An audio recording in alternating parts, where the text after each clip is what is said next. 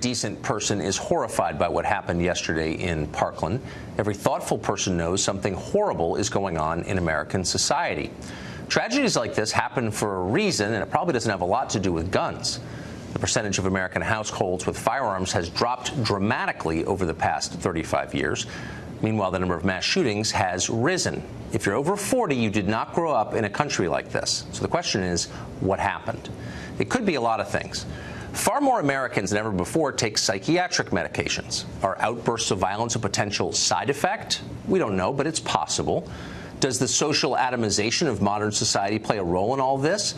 Well, spending life online does cause alienation. We know that. Last week, we interviewed author Johann Hari, who has studied the dramatic rise of depression in this country. As he pointed out, the most common answer to the question, how many close friends do you have, is now zero. A lack of meaningful relationships does cause despair. Perhaps in rare cases, it drives some to mass murder. Meanwhile, the nuclear family has collapsed nationwide. Does a generation of boys growing up without fathers pose a threat to this country? Of course it does. Why wouldn't it? Fatherlessness is one feature common to many mass shooters. Nobody's surprised by that. And what about men more broadly? As a group, men are not thriving in this country right now. Ignore the propaganda, and there's a lot of it, and instead look at the numbers. Men kill themselves more, graduate less, and of course commit pretty much 100% of mass shootings. It's a disaster, which for some reason our elites persist in ignoring. In March, this show will begin a month-long series every Wednesday on what is happening to men. We hope it'll be interesting. But why haven't we been talking about this for years? Now, we're not saying any of these factors caused the massacre we saw yesterday. We don't know that. We are saying we ought to do our honest best as a nation to figure out what exactly is going on here. But we're not doing that. That vital conversation has been drowned out and made impossible by mindless screeching about gun control, led by blustery charlatans in the media, you know exactly who they are, and also in Congress, whose only real agenda is moral preening. They aren't trying to solve the problem. Their aims are darker than that. Press a little bit and you'll see it. Sensible gun reforms, you hear that phrase a lot. You heard it all day today on cable news.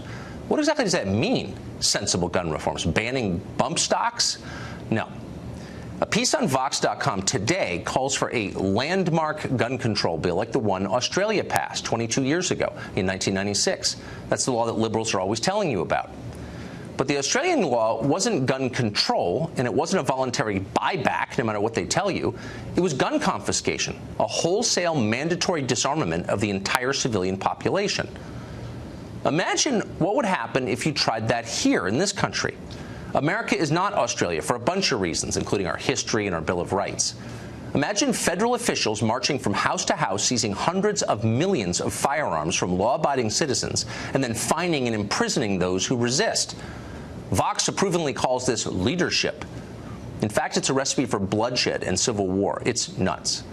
Yet it is a common fantasy on the left.